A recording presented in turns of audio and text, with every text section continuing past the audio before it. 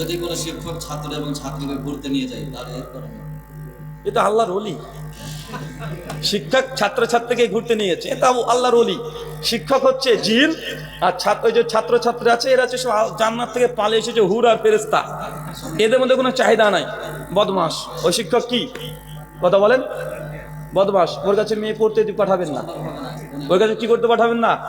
মেয়ে পড়তে পাঠাবেন না। শিক্ষকদের রিপোর্ট খুবই খারাপ আছে। পরকীয়ার জন্য শিক্ষক মেয়ের সঙ্গে যখন পরকীয়া করে, মেয়ের মায়ের সঙ্গে পরকীয়া করে।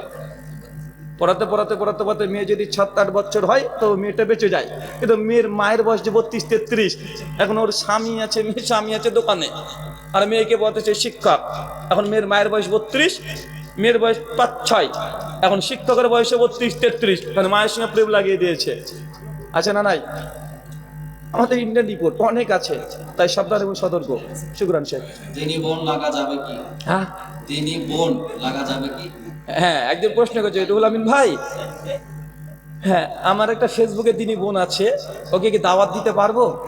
আচ্ছা কি দাওয়াত দিবে তুমি? বলছি আমি ইসলামের দাওয়াত দেবো, পর্দা করার কথা বলবো, এগুলো বলবো, নামাজের জন্য ফজরে ডেকে দেবো।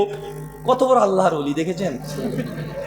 ওর বাপকে ডাকে না কোনোদিন ফজরে, ওর মাকেও ডাকে না। এখন কোন মেয়ের বাড়ি চিটাগাং থেকে বাংলাদেশে, আর আপনাদের ধুলিয়ান থেকে ও মানে ফজরে ডেকে দিবে, ফোন করে ডেকে দিবে। কত বড় দায়িত্বশীল দেখেছেন? এটা কি বলেন তো ভাইজান? এ হচ্ছে একটা বড় খাটাস। তোমার এই ধরনের দিনই বল তোমার চলবে না। কথা বুঝতে পারলেন? সহিহ সুনান তিরমিজি 1203 নম্বর হাদিস, আল্লাহ নবী বলেছেন দুজন নারী পুরুষ যদি একত্রিত হয়, তৃতীয় আরেকজন থাকে, তার নাম কি? শয়তান, ইবলিশ। তাই তোমার দিনী বোন চলবে না।